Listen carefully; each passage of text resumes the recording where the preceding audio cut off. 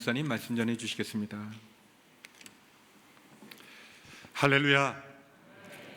부활의 기쁨, 부활의 생명, 부활의 능력이 우리 모든 성도들에게 함께 하시기를 축원합니다. 예수님의 부활이 없다면 우리는 이 자리에 모일 이유가 없습니다. 예수님의 부활이 없다면 우리는 죽음의 그늘 아래 어두운 인생을 살 수밖에 없습니다. 예수님의 부활이 없다면 우리의 믿음도 헛것이요, 교회도 헛것이요, 우리는 허상을 쫓는 자가 되는 것입니다. 예수님의 부활은 과거의 역사적 사건입니다. 그러나 역사적 사건이 만이 아니라 현재의 사실이기도 합니다. 그 부활하신 주님은 오늘 우리와 함께 하신 줄로 믿습니다.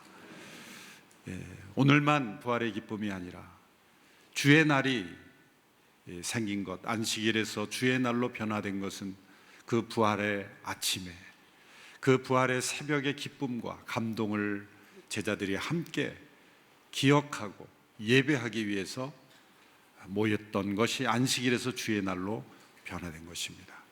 그래서 주일인 것입니다.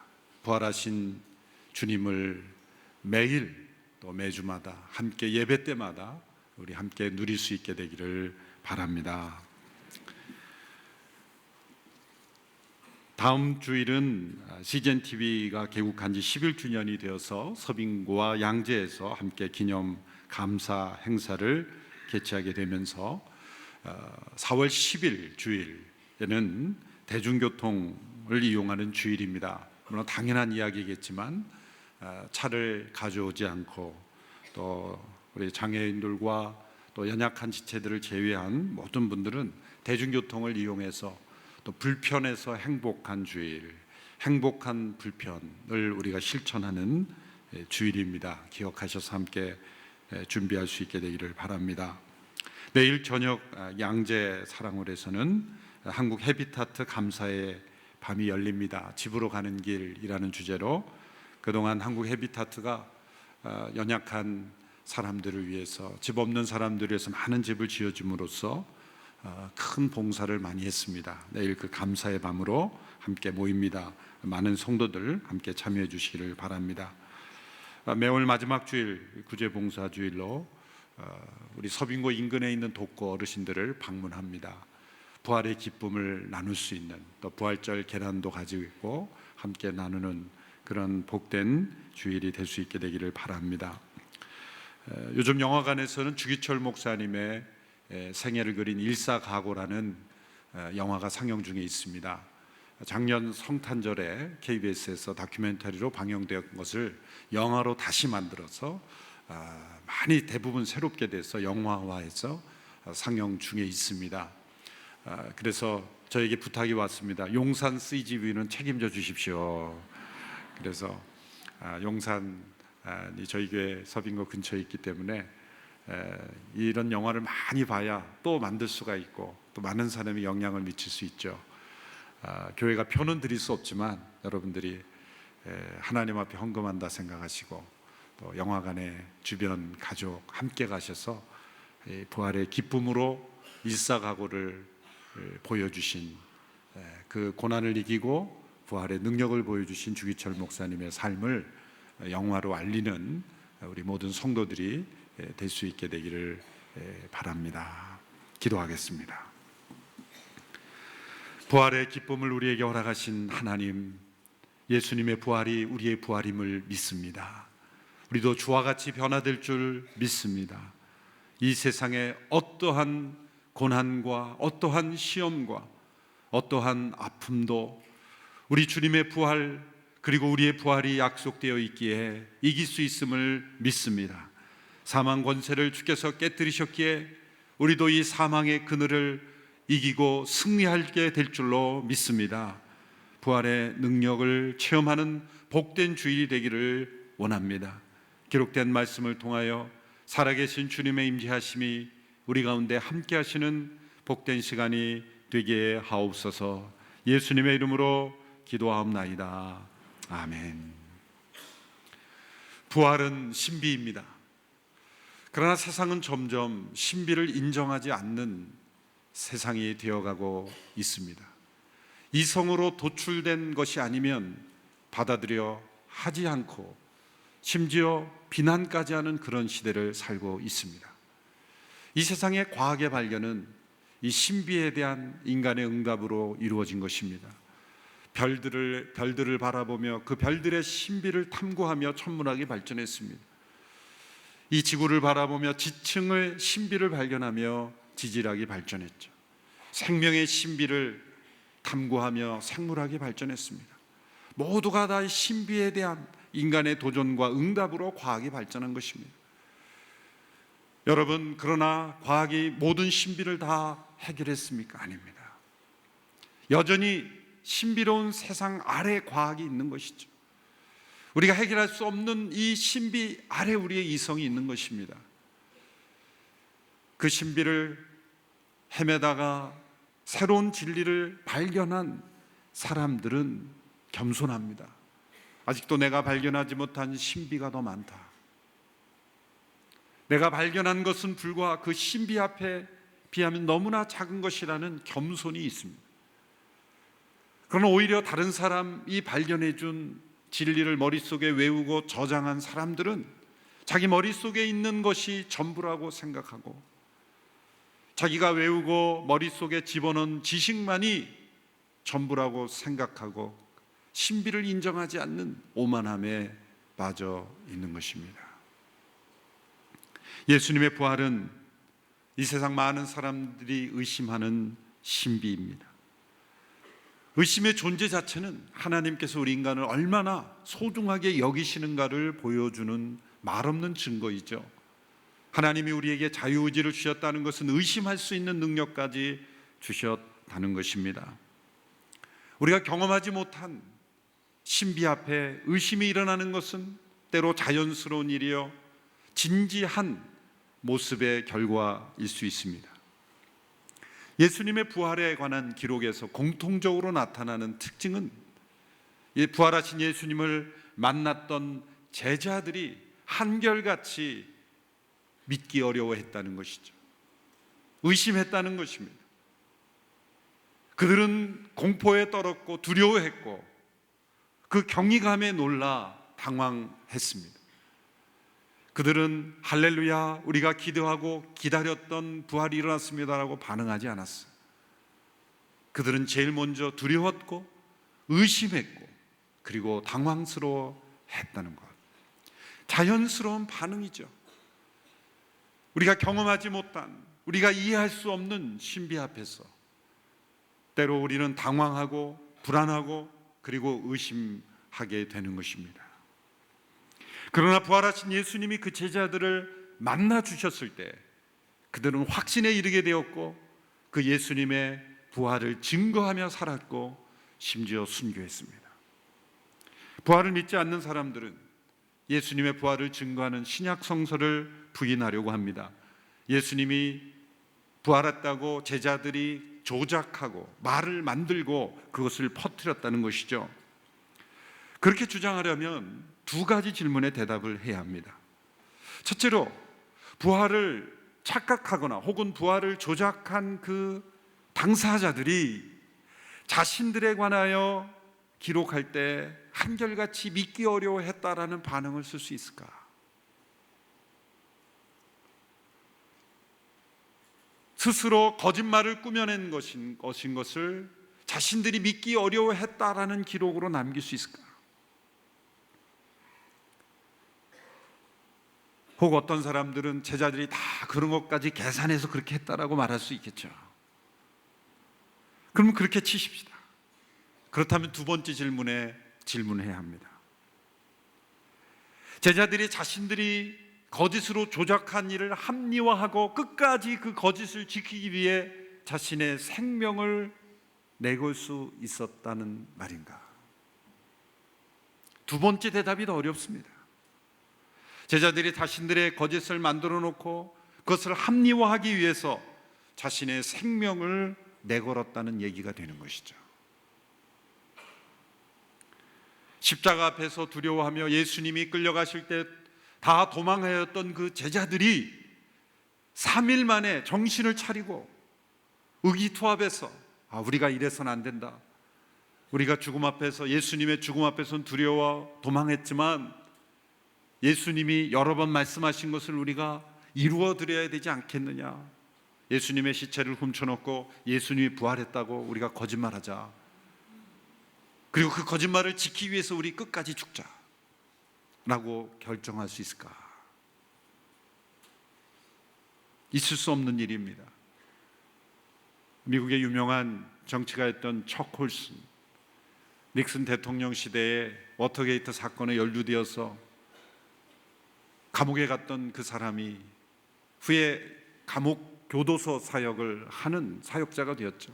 그분이 쓴 자서전에 보면 그 워터게이트 사건 이면에 있었던 음모를, 그 미국 최고의 그 두뇌를 가진 사람들이 음모를 꾸며놓고 거짓으로 꾸며낸 음모가 FBI 조사가 들어오자 2주를 버티지 못했다는 거예요. 그 생명을 내거는 문제도 아니었지만 그 거짓을 지키는데 2주를 넘지 못했다. 그런데 그 당시 아무 힘과 권세가 없던 제자들이 자신들이 만들어낸 거짓말을 지키기 위해서 모두가 다 순교했다라는 것을 어떻게 설명할 수 있을까? 사람은 진리를 위해서, 진실을 위해서는 죽을 수 있지만 거짓을 위해서는 죽을 수 없는 것이 사람입니다. 17세기에 뛰어난 수학자이자 철학자인 파스칼이라는 분이 쓴 팡세라는 유명한 묵상집이 있죠. 거기 보면 이런 글이 나옵니다. 사도들이 악당들이었다는 가설은 정말로 불합리한 것이다. 악당들이었다는, 거짓으로 예수님이 부활했다고 만들어 놓고 그렇게 퍼뜨렸다는 거죠. 예수님이 죽은 이후 12명의 제자들이 모여 그가 죽음에서 다시 살아났다고 퍼뜨리자고 모의하게 되는 과정을 끝까지 따라가며 상상해 보라. 이것은 당시 모든 당국자들을 공격하는 것을 의미한다. 인간의 마음은 변덕과 변화와 뇌물에 약하다. 그들 중 한 사람이라도 이러한 유혹으로 인해 혹은 투옥과 고문과 죽음의 가능성 앞에서 그리스도의 부활을 부인했다면 그들은 완전히 실패했을 것이다. 그들 중 한 사람이라도 그 로마 당국의 또 유대 지도자들의 압력 앞에 무릎을 꿇었다면 오늘날 교회는 존재할 수 없었습니다. 그러면 그들이 한결같이 자신들의 한 사람도 예 없이 그 모의했던 사람들이 완벽하게 거짓을 지킬 수 있었을까? 천만에 있을 수 없는 일이라는 거죠. 부활의 실제가 없다면, 부활이 사실이 아니라면 그들은 목숨을 걸지 못했을 것입니다. 신약 성서는 사실이며 예수님은 부활하셨습니다. 본문에 나오는 도마도 부활하신 예수님을 만나기 전 이러한 의심 속에 있었습니다. 다른 제자들로부터 부활의 소식을 듣고도 그는 믿지 못했습니다. 오늘 본문 24절 25절의 말씀을 보십시오. 같이 읽겠습니다. 시작. 12제자 중 하나인 디드모라 불리는 도마는 예수께서 오셨을 때 제자들과 함께 있지 않았습니다. 그래서 다른 제자들이 그에게 우리가 주를 보았소라고 말했으나 도마는 그들에게 내가 내 눈으로 그분의 손에 있는 못자국을 보고 내 손가락을 그 못자국에 넣어보며 내 손을 그분의 옆구리에 넣어보지 않는 한 나는 믿을 수 없어 하고 말했습니다. 다른 제자들이 우리가 예수님을 보았소라고 말했습니다. 제자들이 보는 시점까지 하면 예수님은 5번째 나타나시는 거예요. 도마에게 나타난 것이 6번째 나타나는 거예요. 그렇다면 이미 막달라 마리아와 여자 제자들과 베드로와 제자들과 3번째 베드로, 부활하신 베드로에게 디베랴 바닷가에서 나타나시고 4번째, 5번째, 그리고 엠마오로 가는 2 제자에게 나타나시고, 그리고 제자들이 함께 모였을 때 나타나시고, 그것이 5번째예요. 그렇다면 이미 여러 곳에서 그 도마 주변에 있었던 같은 제자들에게 여러 채널을 통해서 부활하신 예수님을 만났다는 것이 5번에 걸쳐서 이미 증거가 나타남에도 도마는 믿지 않겠다. 내 손으로 만져보고 내 눈으로 직접 보지 않고는 믿지 않겠다라고 하는 것이죠. 이것은 어떤 이해할 수 없는 신비 앞에서 일어나는 자연스러운 반응, 자연스러운 어떤 진지한 의심과는 다른 차원의 의심이라는 것을 알려주는 거예요. 이 의심은 어디서 나오는 거예요? 한마디로 성격에서 나오는 겁니다. 기질에서 나오는 겁니다. 매사에 부정적인 면을 크게 보고 매사에 어두운 면만을 보고 매사에 삐딱하게 보는 그 DNA가 속에 있는 사람이라는 거예요. 진지한 과학적 질문, 합리적인 질문을 던져보세요. 제가 앞서 시상성령이 믿을 수 있는 거냐는 걸 합리적인 의심을 가지고 던져본 거예요. 만일 이것이 사실이 아니라면 지금까지 존재해 올 수 있겠느냐라는 거예요. 당시에 존재했던 문서들이 돌아다녔을 때 사람들이 사실이 아니라면 그것을 쓰레기통에 넣었을 거란 말이에요. 거짓으로 꾸며진 진리가 이렇게 오래오래 카피돼서 존재할 수 있을까요? 존재할 수 없습니다. 1, 2세기의 사본으로 남겨진 것들이, 거짓으로 꾸며진 문서들이 존재할 수가 없습니다. 오늘날 이 시대의 6.25 전쟁에 대하여 또 일제시대의 그 기간에 대해 거짓으로 써서 사람들에게 돌리면 받아줄까요? 생존자들이 있고 그 부모님의 증언이 있기 때문에 이건 거짓이라고 다 쓰레기통에 버려버리는 거예요. 역사는 냉정합니다. 역사는 아무거나 남겨줄 수가 없는 거죠. 사실만이 지속되는 것입니다. 합리적인 의심, 어떤 정당한 질문을 던지면 해답이 있어요. 그런데 이 도마는 어떤 태도예요? 내 감각을 더 믿겠다, 내 눈을 더 믿고 내 손가락을 믿겠다. 지금까지 5번에 걸쳐서 예수님이 나타나서 예수님을 직접 본 사람들의 증언은 나는 안 믿겠다, 내 감각만을 믿겠다라는 거예요. 이것은 기질이에요. 이것은 어떤 자연스러운 의심이 아니라 불순종과 죄악의 습관 속에 사로잡혀 있는 의심입니다. 이 도마의 기질이 잘 나타나는 것이 요한복음 11장 15절에 보면 나사로가 죽어가고 있을 때 예수님이 가겠다 그러니까 제자들이 말립니다. 가시지 않는 것이 좋겠습니다. 그런데 예수님이 가겠다 그러니까 도마가 이렇게 말한다. 우리도 주와 함께 죽으러 가자. 이게 용기 있는 모습처럼 보이지만 굉장히 회의적이고 어두운 사람이에요. 그냥 우리도 같이 죽어버리자, 그런 거예요. 그의 말은 회의주의에 빠져있는 인생, 자연스럽고 진지한 의심을 통해 깨달아가는, 신비를 탐구하는 그러한 하나님이 주시는 밝은 면이 아니라 매사에 의심을 가지고 모든 것을 평가하는 회의주의적인 불순종의 모습인 것입니다. 여러분, 이 세상에 깔려있는 그런 사상의 밑바닥에는 회의주의가 있습니다. 회의주의에 빠지면 합리주의적인 증거를 믿으려 하지 않습니다. 증거를 보고 판단하는 것이 아니라 믿지 않으려고 증거를 요구하는 거예요. 믿지 않으려는 의심이 가득 차 있으면 아무리 증거를 가져다 줘도 믿지 않습니다. 왜? 내 눈으로 보고 내 손으로 만진 것만이 사실이기 때문이죠. 그런 분들이 저 나이아가라 폭포는 가보지도 않고 있다고 믿어요. 소크라테스를 악수해보지도 않고도 있었다고 믿어요. 소크라테스가 쓴 책이 있다고 믿는데 여러분, 그거는 사본입니다. 소크라테스의 원본이 없어요. 사본인데 그게 한 1000년 이상이나 후에 발견됐을걸요. 그거를 진짜 소크라테스가 썼는지 안 썼는지 어떻게 알아요, 솔직히. 1000년 이후에 사본이 발견된 건데 그거는 믿어요. 왜? 학교에서 가르쳐 줬으니까. 신약성경은 그 사본이 100년, 50년에서 150년 사이입니다. 학문적으로 사본의 그 학문에 있어서는 기간이 짧을수록 진정성 있는 글이죠. 어느 것을 더 믿습니까? 그런데 소크라테스가 쓴 사본은 실제라고 믿고 신약성경은 실제가 아니라고 믿어요. 그것은 합리적인 의심이 아니라 안 믿으려고 발버둥 치는 못된 성격에서 나오는 의심이에요. 유명한 수학자, 철학자였던 데카르트가 이런 말을 했죠. 나는 생각한다, 그러므로 나는 존재한다. 유명한 말이죠. 근데 이 생각이라는 단어는 의심이라는 말로 바꿔야 돼요. 그가 말한 이 생각이라는 단어는 의심해야 된다는 거예요. 뭐든지 그대로 믿지 마라, 의심해 봐야 된다. 수학처럼 모든 것이 정확하게 맞아 떨어지지 않는 것은 의심해 보아야 한다는 것이죠. 대부분의 사상이 이런 세상의 사상에 빠져 있어요.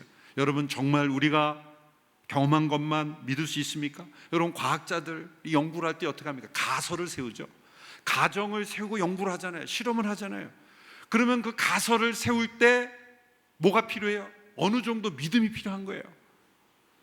자신이 어떤 조금도 가능성이 없는 것을 가설을 세워놓고 실험을 투자하는 그런 과학자가 있습니까? 다 증명되고 가설을 세우니까 아니죠. 일단 가설을 세우고 실험을 시작하는 거예요.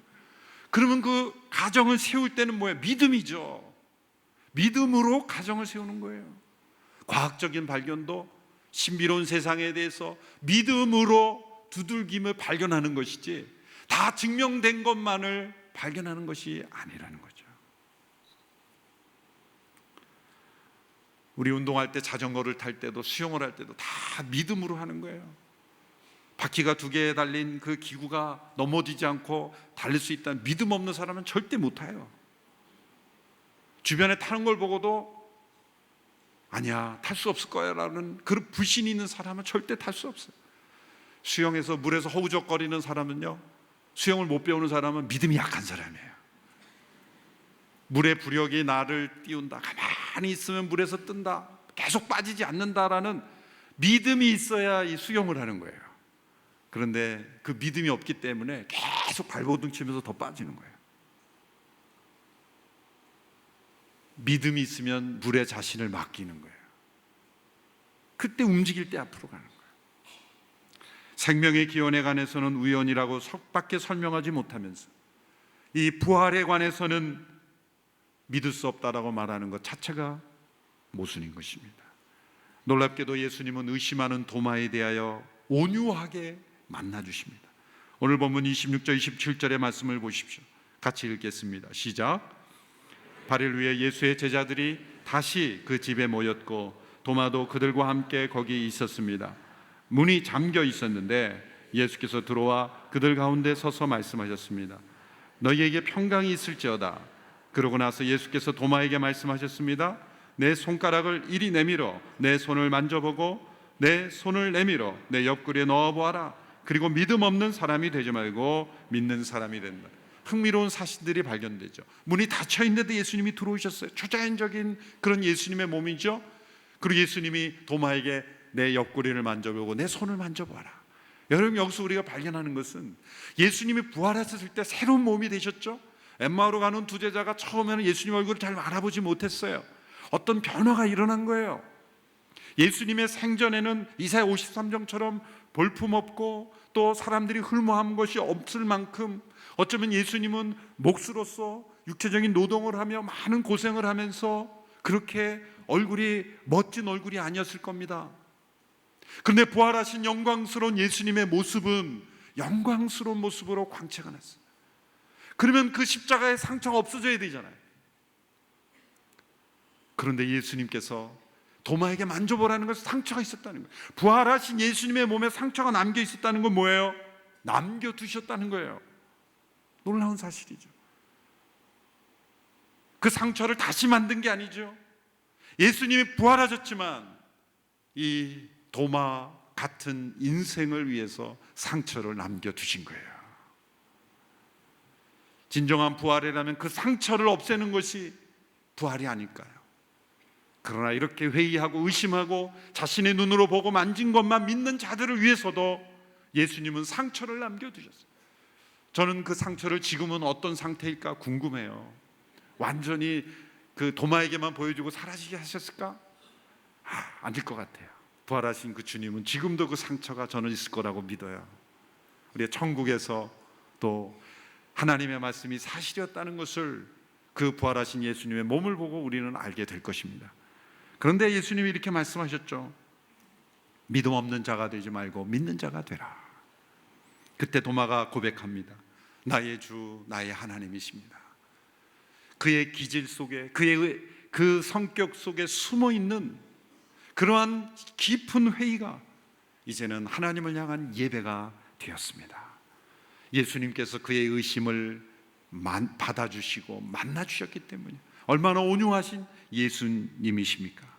그리고 한 말씀 더 추가하여 말씀하셨습니다. 오늘 본문 29절의 말씀을 우리 같이 읽겠습니다. 시작. 예수께서 도마에게 말씀하셨습니다. 너는 나를 보았기 때문에 믿느냐? 보지 않고도 믿는 사람은 복이 있다. 보지 않고도 믿는 자는 복이 있다. 오늘 우리에게 주신 말씀입니다. 예수님이 지금 승천하셨기 때문에 다시 오실 때까지 우리는 육체로 계신 예수님을 볼 수 없습니다. 꿈으로는 볼 수 있겠죠. 어떤 환상으로는 볼 수 있겠죠. 그러나 우리의 육체로 계신 그 예수님을 만질 수는 없습니다. 볼 수는 없습니다. 그러나 예수님이 분명히 말씀하셨어요. 볼 수 없지만, 만질 수 없지만 부활하신 그 주님이 살아계심을 믿는 자는 도마보다 훨씬 복된 사람들이다. 여러분은 의심을 통해 다 믿음에 이르게 되지 않습니다. 진정한 믿음에 이르게 되는 것은 순종을 통해 이르게 되는 것입니다. 알을 통해 믿음에 이르는 것이 아니라 믿음을 통해 알게 되는 것입니다. 보지 못하고 믿는 사람들의 축복에 대해 한 유대인 랍비가 이런 말을 했어요. 시몬 벤 라퀴시라는 랍비가 이렇게 말했습니다. 이 교도에서 개종한 사람들은 신의 산에 있었던 유대인들보다 더 귀한 존재들이다. 유대인들은 천둥과 불꽃과 번개와 요동하는 산과 나팔 소리를 목격하지 않았다면 하나님의 통치를 받아들이지 않았을 것이기 때문이다. 하지만 이 중 아무것도 보지 못한 이들은 보지 못했음에도 불구하고 하나님께 자신을 드리며 하나님의 통치를 받아들인다. 이보다 더 귀한 사람들이 어디 있을까? 베드로도 보지 못하고 믿는 자들을 보며 이렇게 고백하였죠. 베드로전서 1장 8절 9절의 말씀을 우리 개역개정으로 함께 읽겠습니다. 시작. 예수를 너희가 보지 못하였으나 사랑하는도다. 이제도 보지 못하나 믿고 말할 수 없는 영광스러운 즐거움으로 기뻐하니 믿음의 결국 곧 영혼의 구원을 받음이라. 베드로 자신과 비교하는 거예요. 자신은 예수님을 눈으로 보고 만지고 함께 자고 동고동락했음에도 불구하고 예수님을 의심했지만, 십자가 앞에서 도망하였지만, 그러나 예수님을 직접 만나보지도 못했음에도 불구하고, 만져보지도 못했지만 믿고 순종하고 배반하지 않고 순교하는 이들을 보며 놀라워하고 있는 거예요. 보지 않고도 믿는 자가 복되다고 말씀하시는 거예요. 부활하신 우리 주님, 우리가 눈으로 보고 육신의 눈을 의지하는 것이 아니라 믿음의 눈으로 보고 신약의 증거를 믿고 역사상 이 부활을 증거하며 순교하기까지 그것을 믿고 의지했던 이들처럼 보지 않고 믿고 순종하는 복된 성도들이 다 될 수 있게 되기를 축원합니다. 기도하겠습니다. 주님께서 부활하셨음을 믿습니다. 우리의 눈으로 보고 손으로 만져서가 아니라 하나님의 말씀을 믿고 증인들의 고백을 믿고, 그리고 부활하신 주님께서 성령 안에 우리 가운데 임재하시기에 믿습니다. 날마다 그 주님과 동행하는 저희들이 되게 하시고, 부활하신 주님이 나의 주님, 나의 하나님이심을 날마다 고백하는 복된 인생이 되게 하여 주옵소서. 예수님의 이름으로 기도하옵나이다. 아멘.